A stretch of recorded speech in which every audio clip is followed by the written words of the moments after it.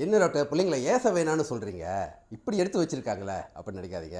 நான் எப்பயுமே பிள்ளைங்களோட கட்சி தான். ஆனால் உங்களோட சார்புலேயும் பேசுவேன். இது டாக்டர் எங்களுக்காக கொஞ்சம் எங்கள் அப்பா அம்மா கிட்ட இப்பயே பேசுங்க அப்படின்னு கேட்டுக்கிட்ட பிள்ளைங்க நிறைய பேர் இருக்காங்க. ஸோ அதுக்கு உண்டான ஒரு பதிவு இது. எஸ்பிஎம் ரிசல்ட் இன்னும் வரத்துக்கு சில மணி நேரங்கள் இருக்குது. அதுக்கு முன்பாகவே இதை நான் உங்ககிட்ட பகிர்ந்துக்கிறேன். ரிசல்ட் வந்ததுக்கப்புறமும் நீங்கள் இதை பார்த்தாலும் கண்டிப்பாக இது ஒரு தெளிவை நிச்சயமாக கொடுக்கும். ஸோ ஒரு கேட்டகரி மாணவர்கள் கொண்டாடிக்கிட்டு இருப்பாங்க, எதிர்பார்த்த ரிசல்ட் அவங்களுக்கு கிடைச்சிருச்சு அப்படின்ற ஒரு விஷயம். பெற்றோர்களும் சந்தோஷமாக இருப்பாங்க.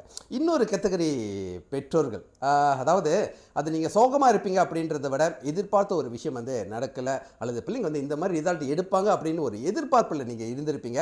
ஆனால் அது உங்களுக்கு முழு திருப்தியை கொடுக்காத ஒரு கேட்டகரி இருக்கீங்க பார்த்தீங்களா. ஸோ இது நான் எப்பயுமே நான் சந்திக்கிற எல்லா பெற்றோர்கிட்டையும் பிள்ளைங்கிட்ட நான் சொல்கிற ஒரே ஒரு விஷயம் தான். நல்ல ரிசல்ட் எடுத்துட்டீங்க அல்லது எதிர்பார்த்த ரிசல்ட் எடுத்துட்டீங்க அப்படின்னா கொண்டாடுங்க, சந்தோஷமாக இருங்க 24 மணி நேரத்துக்கு. அதுக்கப்புறம் செய்ய வேலையை பார்த்துடணும். அதே மாதிரி தான் எதிர்பார்த்த ஒரு தேர்வு முடிவு கிடைக்கல அப்படின்னா இது தேர்வுக்கு தாங்க முடிவு. இது உங்களோட வாழ்க்கை பயணத்தோட ஆரம்பம். நான் உங்களோட அப்படின்னு சொல்கிறது பிள்ளைங்களோட சொல்லுங்க, பெற்றோர்களே உங்களோட சொல்கிறேன். பிகாஸ் உங்கள் பிள்ளைங்களை அடுத்த கட்டத்துக்கு கூட்டிகிட்டு போகிற அந்த ஒரு பயணம் இங்கிருந்து தாங்க ஆரம்பிக்குது.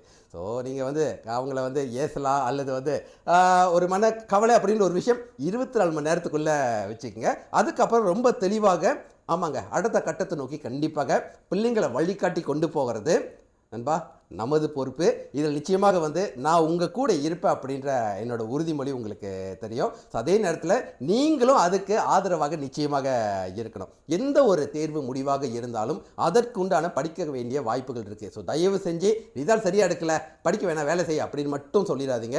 ஏன்னா அதே நேரத்தில் அவங்கக்கிட்ட ஆக்சுவலி இதை இக்னோர் பண்ணாதீங்க. நிறைய நேரங்கள் ரிசல்ட் சரியாக எடுக்கல அப்படின்னா அந்த இக்னோர் பண்ணுற கேட்டகரி நிறைய பிள்ளைங்க தடுமாறி படிக்காமல் போயிடுறாங்க. அதே நேரத்தில் பிள்ளைங்களும் சில விஷயங்களை செய்வாங்க, உங்களுக்கும் தெரியும். அப்புறம் படிச்சுக்கிறேன், இப்போவே நான் படிப்பு மேலே இன்ட்ரெஸ்ட் இல்லை அப்படின்னு சொல்கிறவங்க எல்லாமே. இதுதான் ரொம்ப முக்கியமான காலகட்டம்.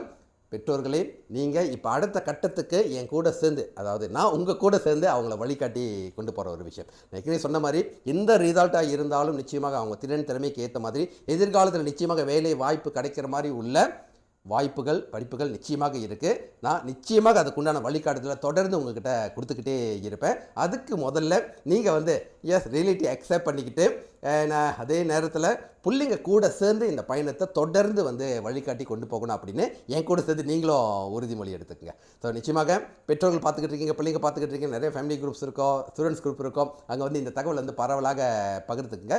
இதுக்கப்புறம் வழிகாட்டுதல் அரசாங்க வாய்ப்புகள் இருந்து தனியார் கல்லூரிகள் வாய்ப்பு வரைக்கும் என்னென்ன கோர்சஸ் இருக்குது, வாய்ப்புகள் இருக்குது நம்ம பிள்ளைங்களுக்குன்னு அடுத்தடுத்து காணொலிகள் என்னோடய வழிகாட்டு மூலியமாக இருந்துக்கிட்டே இருக்கும். ஸோ ஃபாலோ பண்ண மறந்துடாதீங்க. அதே நேரத்தில் மற்ற இந்திய மாணவர்கள் என் பெற்றோர்கிட்ட இந்த தகவலை கொண்டு போய் சேர்க்க வேண்டியது நண்பா இது நமது கடமையும் கூட. ஓகேங்களா. ஸோ பரவலாக பகிர்ந்துக்குங்க. Wish all the best. And நிச்சயமாக இது ஆரம்பம். இந்த ஆரம்பத்தில் நான் உங்கள் கூட நிச்சயமாக தொடர்ந்து இருப்பேன்.